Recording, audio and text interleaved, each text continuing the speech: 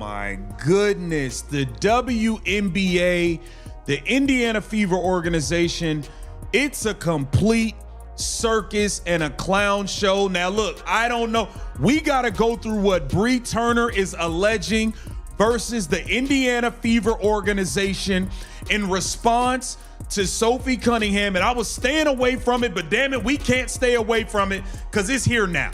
Sophie Cunningham blasted. Chicago was supposed to be the crown jewel moment. The city was buzzing, the venues were packed, the banners were hanging, the cameras were rolling. Every single detail of the 2026 WNBA All-Star Weekend had been obsessively planned, meticulously engineered, and brutally expensive.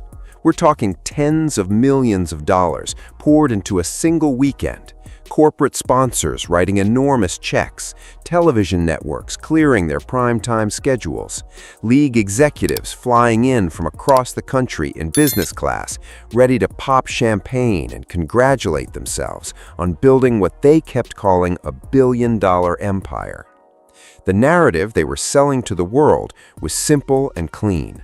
Women's basketball had arrived. The WNBA had finally cracked the mainstream. Ratings were climbing, arenas were selling out, merchandise was flying off shelves, new expansion teams were being announced, massive sponsorship deals were being signed with companies that had never touched women's sports before. Everything on the surface looked absolutely beautiful. And that's exactly what they wanted you to see, the surface. Because beneath that glossy, carefully constructed exterior, beneath the highlight reels and the smiling press conferences and the perfectly edited promotional content, something was rotting. Something had been rotting for a very long time. The executives knew it, the front office staff knew it, and most importantly, the players knew it. They had been living inside the rot for years, swallowing it, tolerating it, being told in very direct and very calculated ways that their job was to perform and their job was absolutely not to talk. But here's the thing about pressure. When you apply enough of it to something long enough, it doesn't just bend, it explodes. And that is precisely what happened in Chicago. What was designed to be the league's greatest triumph detonated into the most catastrophic, most publicly humiliating, most structurally devastating scandal in the entire history of women's professional basketball. Leaked secrets started flooding the internet. Toxic workplace allegations began surfacing from inside locker rooms.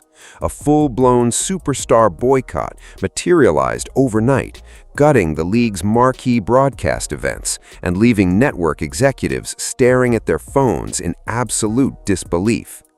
The commissioner's office went into immediate lockdown. Investors started making very uncomfortable phone calls, and the players, the actual human beings who lace up their sneakers and bleed on that hardwood every single night, finally, after years of silence, started talking. What they had to say was going to shake the foundation of the entire sport. Every massive scandal has a single ignition point, one moment, one post, one person who decides that the silence is no longer acceptable and lights the match. For the 2026 WNBA meltdown, that person was Brianna Turner, and the match she lit didn't just start a fire, it burned the whole building down. Turner, a veteran forward who had built an 11-year career on being one of the most respected and quietly influential voices inside WNBA locker rooms, did something that nobody in the league's upper management saw coming. She went public. Not in a carefully worded interview, not through a polished statement released by a PR team. She went directly to social media, bypassed every single institutional filter, and dropped information that the Indiana Fever organization had worked extremely hard to keep buried. According to Turner's explosive post, a male staff member within the Indiana Fever organization had been fired the previous season for sexual harassment. Let that sink in for a second. A man employed by the franchise, someone who had access to the players, their locker room space, their daily working environment, had been removed from his position because of sexual harassment allegations. That alone is deeply troubling.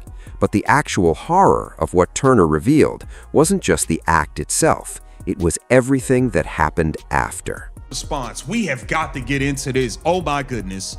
This is nuts. We're going to get into all the tweets, but she started right here. She said, an issue that has caused problems, though. So she's saying transgenders has not caused any problems in women's sports. This is Bree Turner. An issue that has caused problems, though. Last year on my WNBA team, the Indiana Fever, a male staffer was fired for sexual harassment, but we were encouraged. Because according to Turner, the organization didn't just handle the situation quietly and move forward with transparency and compassion for the players involved. Instead, the women inside that locker room were actively pressured by the people in power above them to keep quiet.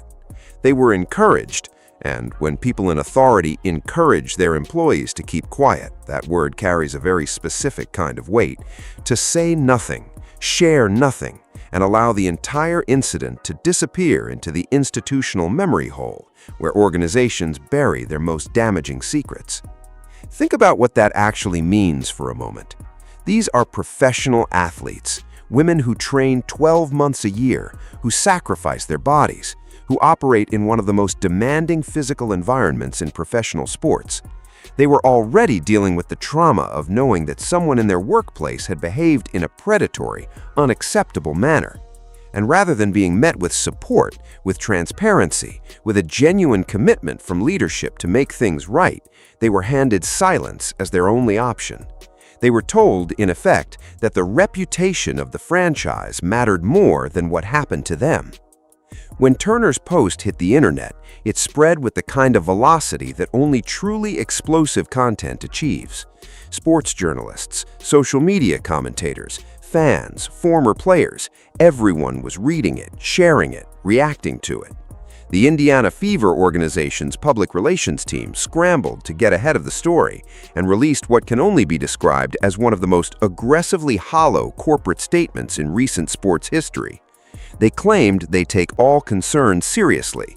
They offered zero specifics. They refused to confirm, deny, or address a single detail of what Turner had alleged. It was the institutional equivalent of covering a wound with a sheet of paper and hoping nobody noticed the blood soaking through. But people noticed. Players around the league noticed. Veterans who had spent years quietly tolerating similar dynamics inside their own organizations noticed. And perhaps most dangerously for the WNBA's power structure, the general public noticed. The comment sections were erupting, the hashtags were trending, and inside locker rooms across the league, a conversation was happening that the front offices desperately did not want to be happening. A conversation about power, about accountability, about what it actually means to be a player in an organization that has consistently demonstrated it will protect its image long before it protects its people. Turner later addressed the broader context of her post, clarifying that her comments weren't a deflection from other important conversations happening in the league at the time. They were, she explained, a direct confrontation with a real, documented issue that had occurred inside her own organization, and that she believed the public had every right to know about. She had watched a serious situation get swept under the rug. She had felt the pressure to stay quiet, and she had decided, finally, that quiet was no longer something she was willing to be. The Indiana Fever front office had managed to keep this secret for an entire season. They had believed, apparently, that their players would continue to honor the silence that had been requested of them. What they had wildly miscalculated was this: athletes have a breaking point, and the moment one player finds the courage to speak, the entire architecture of institutional silence starts to collapse. Turner had fired the first shot, but she was far from the only one with ammunition, because across the league, in Phoenix, in a locker room that had its own long and complicated relationship with organizational tension, a player had already been watching the situation unfold with barely contained fury. and she was about to make a move that would change absolutely everything. If you know anything about Sophie Cunningham's career, you know that she was never built for quiet. She was built for confrontation. Not the cheap, manufactured drama kind, the real kind.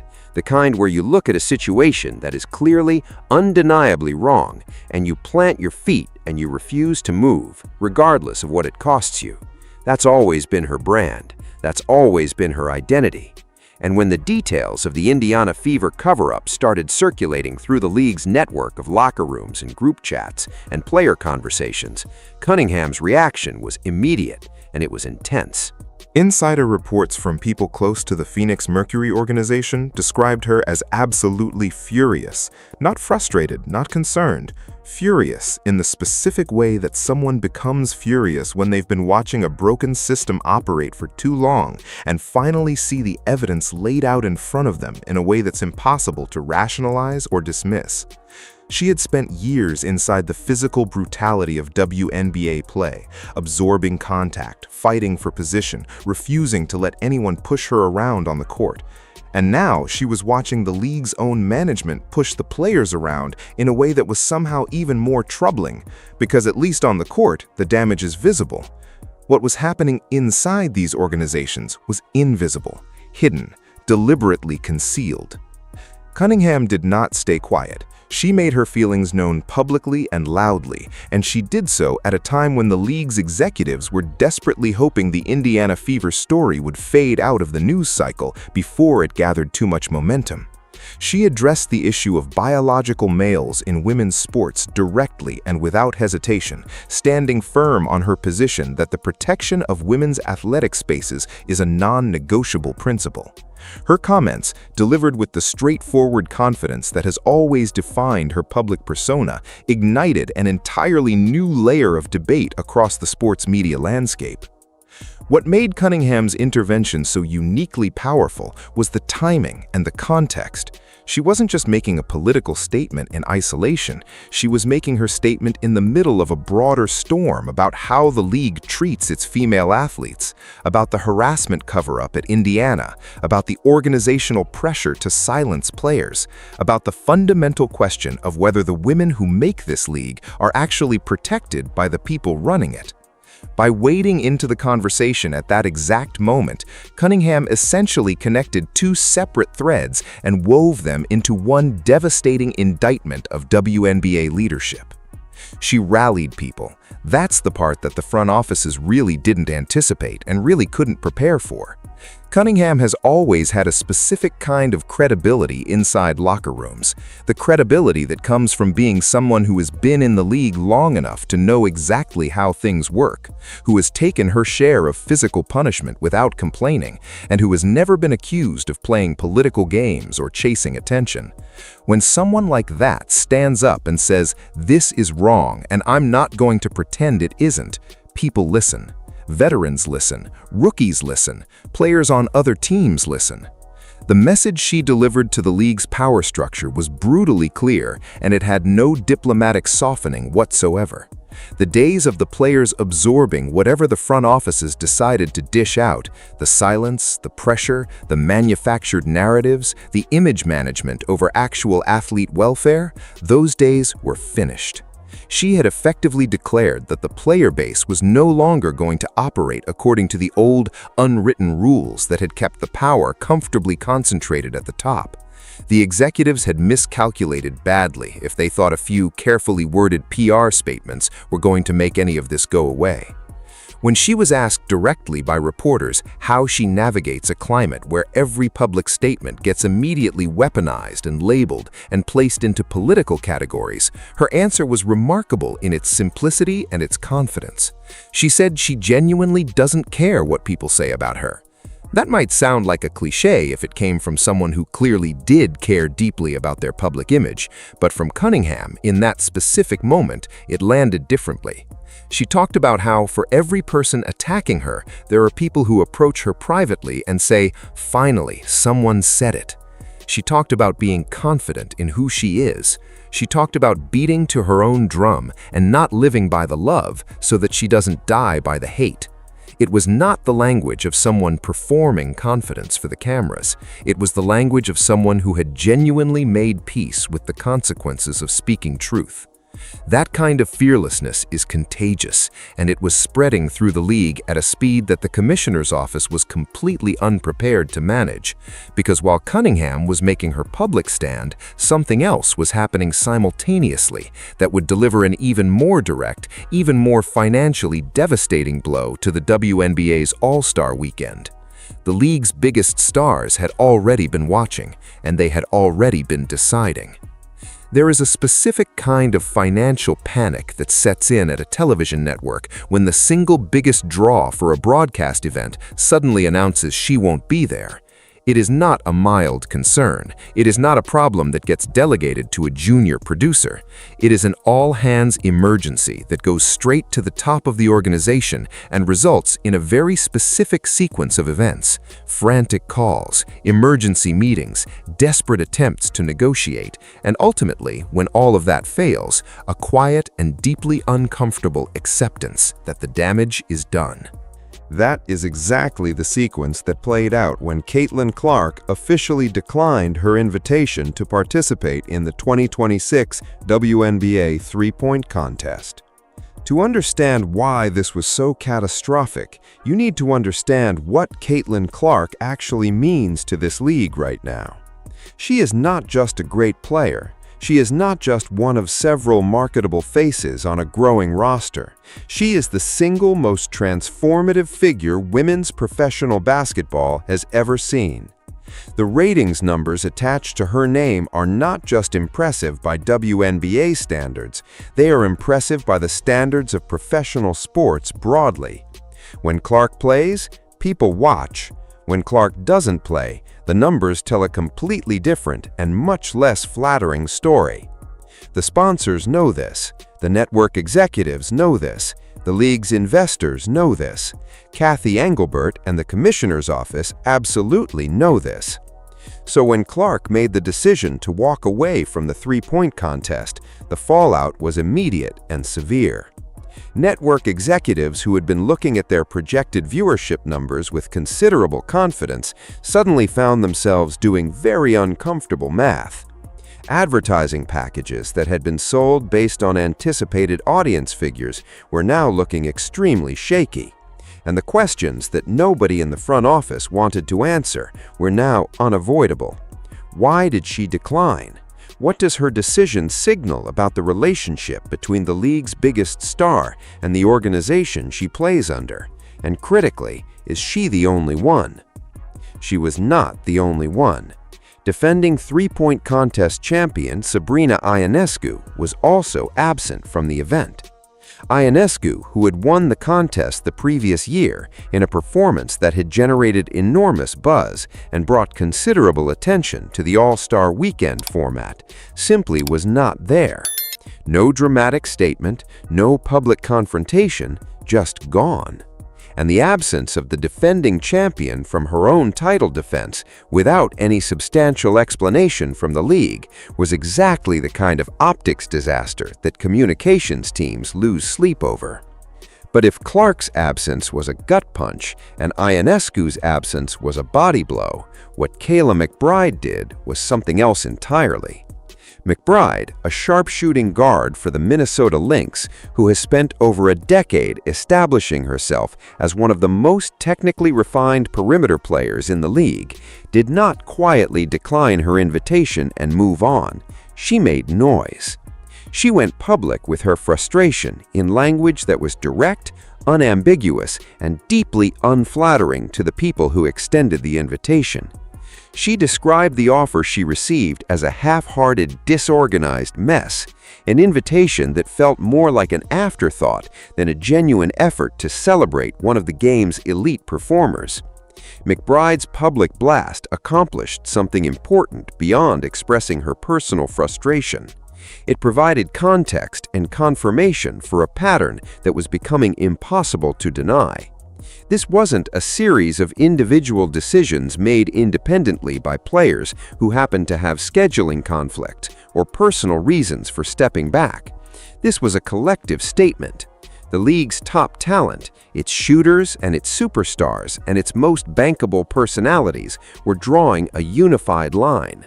They were refusing to generate entertainment value, television revenue, and social media engagement for an organization that they felt had consistently failed to protect them, respect them, or treat them as the irreplaceable human beings they actually are. The financial implications were staggering and immediate. The three-point contest, without its marquee participants, was drawing a fraction of its projected audience. The advertisers who had paid significant money to have their brands associated with the excitement of watching the game's best shooters compete were now watching those same shooters stay home. The narrative that was supposed to dominate the All-Star Weekend, celebratory, forward-looking, and triumphant, had been completely hijacked by the far more compelling and far more damaging narrative of organizational dysfunction and player revolt. Inside the commissioner's office, the atmosphere was reportedly one of barely controlled crisis management. Every statement had to be carefully weighed, every public appearance had to be calculated. The strategy appeared to be containment: acknowledge as little as possible, say as little as possible, and hope that the news cycle's notoriously short attention span would eventually redirect public focus elsewhere. But the players weren't interested in giving the news cycle a chance to move on, because every time it looked like the conversation might slow down, something new emerged. Another player speaking candidly, another detail of the Indiana Fever situation surfacing, another veteran making clear that the silence they had been practicing for years was officially over. The stakeholders, the investors, the expansion team owners, the corporate sponsors with multi-year deals on the table were not watching this unfold passively. Sources close to several major institutional investors described emergency conversations happening in boardrooms where the central question was devastatingly simple: what exactly did we invest in? Because the product they had been promised, a stable, growing, professionally managed league with enthusiastic star players and a clear upward trajectory, was not the product currently being displayed on their television screens. What they were watching instead was a league in the middle of an identity crisis, a player revolt, and a series of reputation-damaging revelations that the leadership appeared completely unprepared to address. The commissioner had promised a revolution. What the investors were getting was a catastrophe. One of the most fascinating and deeply uncomfortable dimensions of this entire situation is the way it created visible fault lines not just between players and management, but between the players themselves. Because while Sophie Cunningham was making her public stand on one set of issues and Brianna Turner was dropping her bombshell about the Indiana Fever on an apparently different set of issues, the two narratives became intertwined in a way that forced every player, every commentator, and every fan to wrestle with multiple difficult conversations simultaneously. Turner's original social media post came in a specific context. At the time she published it, there was an active and heated debate happening across the league and across sports media about the issue of transgender athletes in women's professional sports. Cunningham had been among the most vocal and most prominent WNBA players taking a firm public position on that particular issue, stating clearly and without any diplomatic hedging that she believes biological males should not compete in women's athletic spaces. Her comments had generated significant backlash from some quarters and significant support from others, and the debate was dominating the conversation around the league at exactly the moment Turner chose to speak up about the harassment situation inside Indiana.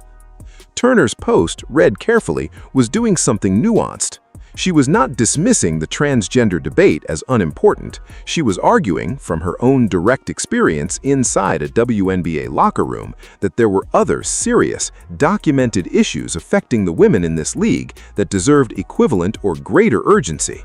She specifically pointed to the harassment situation, an incident that had actually happened that had directly impacted players she knew personally, and argued that this was a concrete example of the kind of institutional failure that was causing real harm to real women right now, in the present tense, and that it deserved to be treated with the same level of outrage and energy being directed at hypothetical or speculative future scenarios. The reaction to Turner's post was predictably complicated. People who supported Cunningham's position on transgender athletes pointed out that the two issues aren't mutually exclusive and that addressing one doesn't require ignoring the other. People who disagreed with Cunningham's position argued that Turner had effectively exposed a piece of hypocrisy, that some of the loudest voices claiming to be about protecting women had been conspicuously quiet about the very real harassment that had occurred inside one of the league's most prominent franchises. The debate played out loudly and extensively across social media, with players, fans, and commentators staking out positions and defending them with the kind of intensity that only truly emotionally charged sports controversies generate. What made the dynamic particularly interesting was Cunningham's response to the broader controversy. When pressed repeatedly by reporters about whether she was concerned about being placed into political or ideological boxes, about whether she worried that her statements on one issue might be used to define her in ways she didn't intend, she was remarkably unbothered. She acknowledged that whatever she says, some people are going to hate it and some people are going to love it. She said she doesn't live by the love, which means she doesn't have to die by the hate.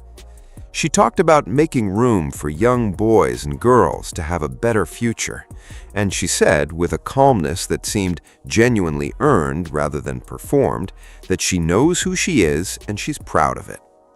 Meanwhile, Phoenix Mercury head coach Cheryl Reeves entered the conversation from a different angle, expressing that the attacks on trans people had become more aggressive and that she found it deeply troubling. Her comments added another layer to an already extraordinarily complex situation and made clear that even within a single organization, there were profoundly different perspectives on how to navigate the intersection of sports and social policy that the WNBA finds itself operating in. What emerged from all of this layered, messy, emotionally charged public debate was something important and uncomfortable. The WNBA had spent years carefully cultivating an image of institutional progressivism, of being a league where athletes are empowered to speak on social issues, where diversity is celebrated, where the voices of women are valued and amplified. But the Indiana Fever harassment situation had now thrown a brutal question onto the table. Was any of that genuine? Or was it a carefully managed brand strategy that evaporated the moment it conflicted with the financial and reputational interests of the people running the league? Players were now confronting the possibility that the organization they worked for had never actually been about empowering their voices. It had been about controlling which voices got amplified and when. The image of progressivism was real, only as long as the progressivism in question didn't require the front office to do anything uncomfortable, to accept any accountability, or to sacrifice any institutional power. The moment it did, the players found themselves facing the same thing athletes in every major sport have always faced when they step out of line: pressure, silence, and the unmistakable message that the brand is more important than they are. That message had now been delivered one too many times to one too many people, and the response was unlike anything the league had ever experienced before.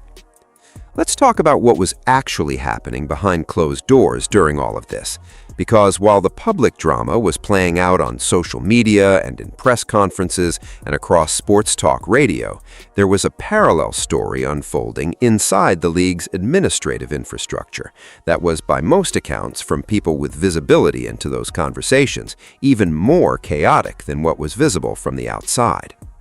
Kathy Engelbert, the WNBA's commissioner, had spent considerable political and professional capital building the case that this league was ready for its mainstream moment. She had navigated a complex landscape of expansion deals, broadcast negotiations, labor discussions, and public relations challenges with a degree of skill that had earned her real credibility among the league's stakeholders.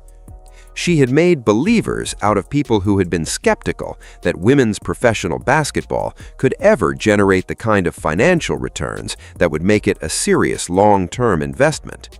She had, in short, sold a vision, and a lot of very powerful, very wealthy people had bought it. Those same people were now sitting in very uncomfortable meetings, and what they were saying in those meetings was not complimentary. The reports coming out of the emergency boardroom sessions described an atmosphere of genuine alarm.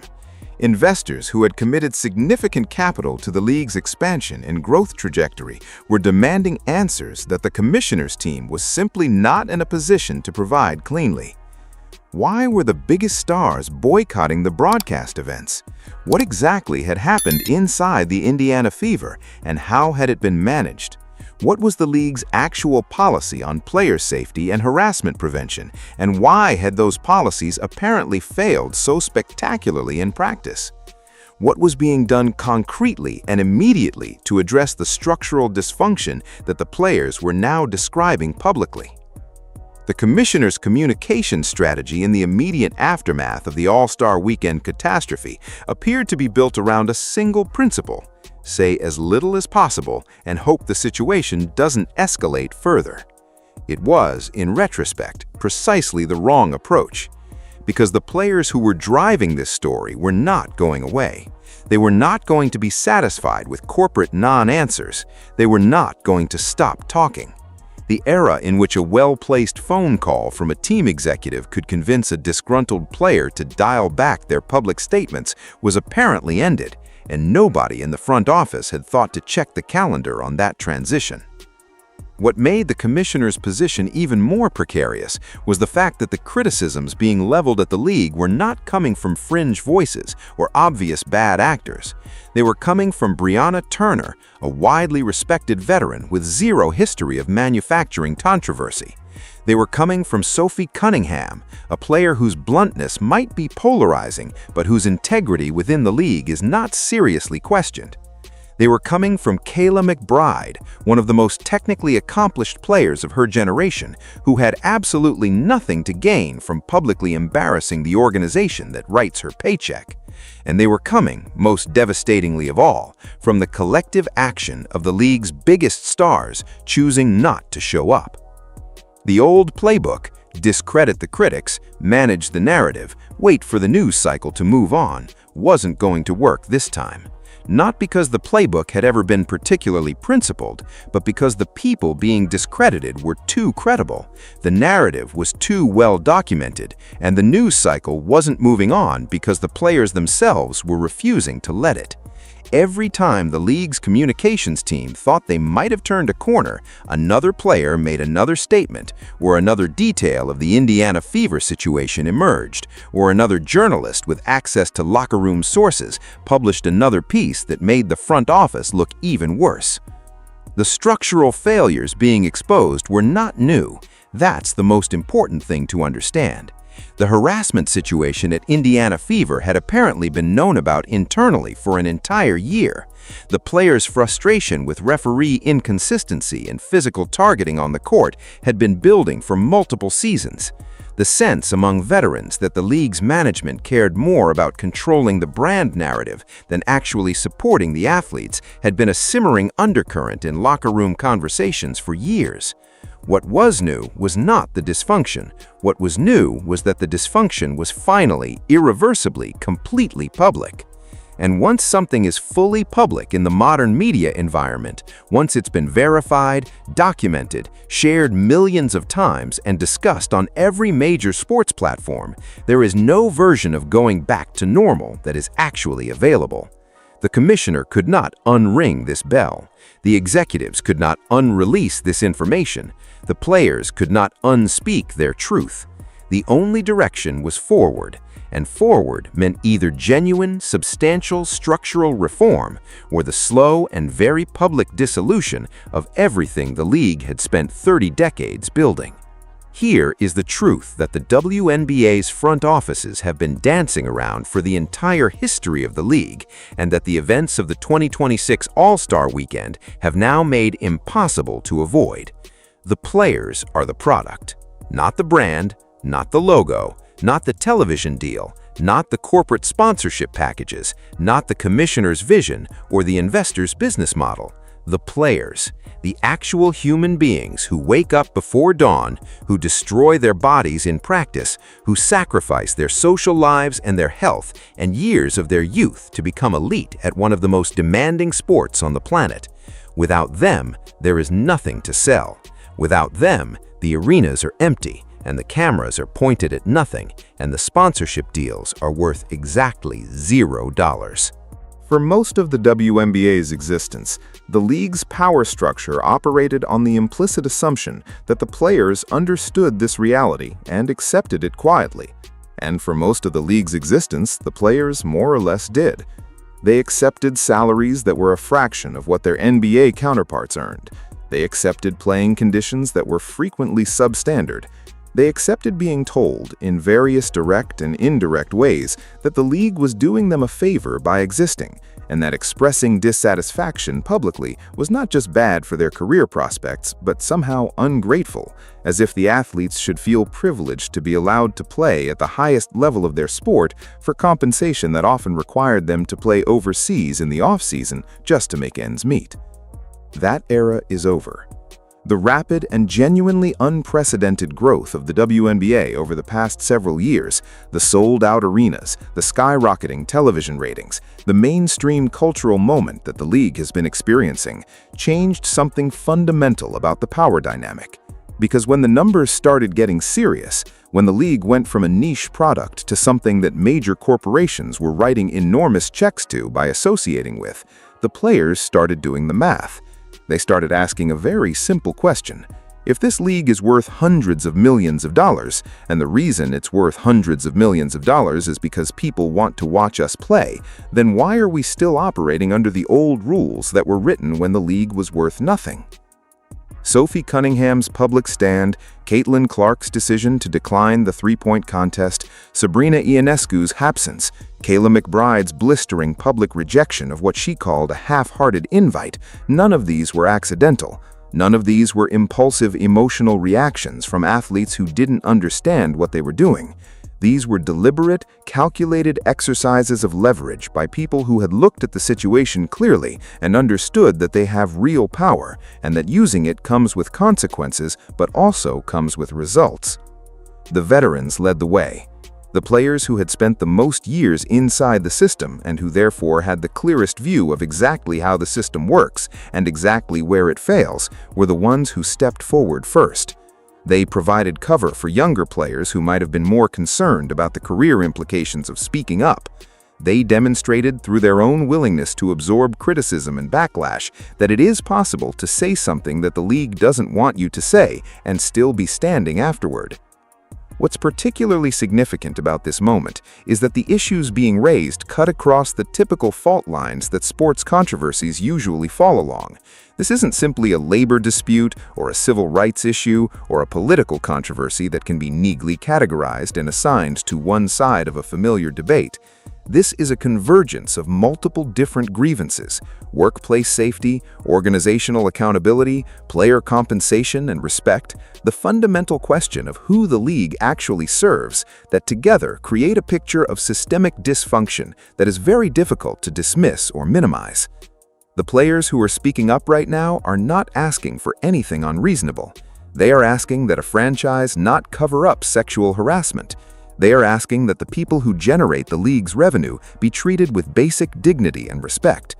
They are asking that the policies that are supposed to protect them actually function as advertised, rather than existing as PR documents that get quietly shelved whenever honoring them becomes inconvenient. These are not radical demands. They are baseline expectations that any reasonable workplace should be able to meet. The fact that meeting them apparently requires a public revolt of this scale says everything about how far the WNBA's management had drifted from its responsibility to the people it employs. The league's response to all of this will define what comes next, because the players have demonstrated conclusively that they are willing and able to use their leverage. They have demonstrated that the threat of absent superstars is not theoretical, it is real, and it is financially devastating. They have demonstrated that the era of managing player dissatisfaction through private conversations and subtle pressure has ended. The question now is whether the people running the league are capable of recognizing what this moment actually requires and responding accordingly, or whether they will revert to type, bring in the lawyers and the PR consultants and the carefully worded non-apology statements, and attempt to ride out the storm the same way they have always ridden out storms before. If they choose the latter, the next storm will be worse, because the players have tasted what collective action can accomplish, and they are not going to forget it. We are sitting at a genuinely historic inflection point in the story of women's professional basketball. What happens in the weeks and months following the 2026 All-Star Weekend collapse will determine not just the immediate future of the WNBA, but the long-term trajectory of the entire sport. And the decisions being made right now by the commissioner, by the franchise owners, by the players, by the investors will echo through the league's history for decades. Let's be completely clear about what is actually at stake. The WNBA is not going to disappear overnight.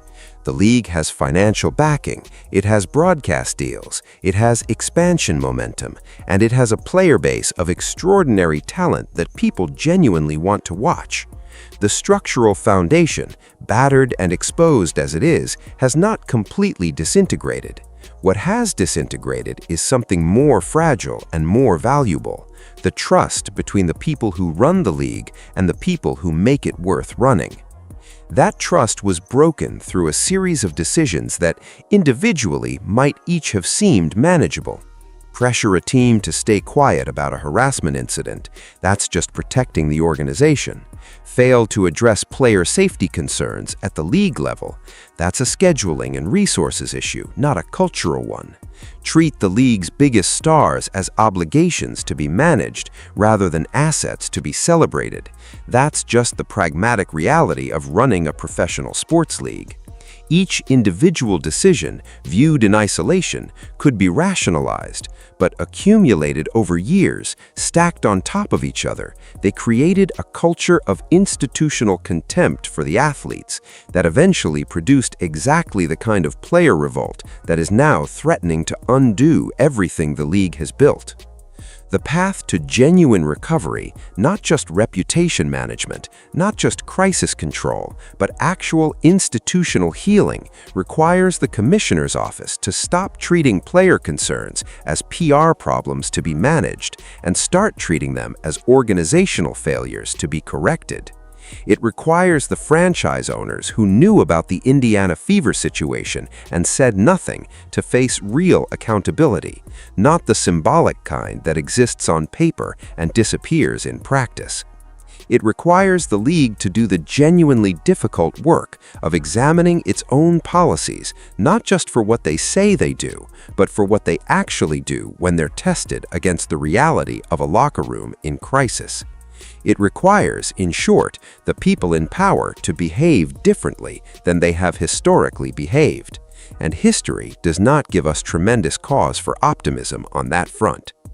But here is the other side of this story, the side that gets lost sometimes when we're deep in the crisis narrative. The fact that these players are speaking is itself remarkable and important. The fact that Brianna Turner looked at a year of enforced silence and decided to end it is a demonstration of moral courage that deserves real recognition. The fact that Sophie Cunningham stood in front of cameras and reporters and a social media environment primed to attack her from multiple directions simultaneously and said exactly what she believed without flinching, that means something.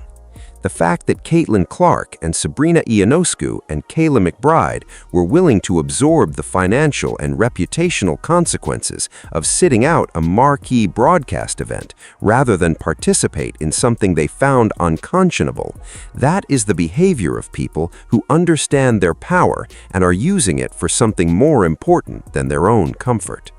The WNBA is in pain right now. Real, visible, structural pain that cannot be explained away or wished into invisibility. But pain, in the right conditions, can be the beginning of something better. The most important labor battles in sports history, the fights that eventually resulted in better conditions, fairer compensation, and more genuine respect for athletes, all looked catastrophic in the moment. They looked like destruction, and they were destruction, but they were the destruction of systems that needed to be destroyed, and what came after was something more equitable, more sustainable, and more worthy of the athletes who sacrificed to make it happen. The WNBA's players are demanding to be treated as what they actually are, not assets, not show ponies, not grateful recipients of a league's charitable existence. Human beings, professional athletes, the reason this sport exists and the reason anyone cares about it. That demand is not going away. The question of whether the people running this league are capable of meeting it, of actually reforming the institutional culture rather than just smoothing over the surface until the next crisis arrives, is the most important question in women's professional sports right now. The cameras are still rolling. The whole world is watching. And unlike every other time the league has tried to bury a story, this time there is nowhere left to hide.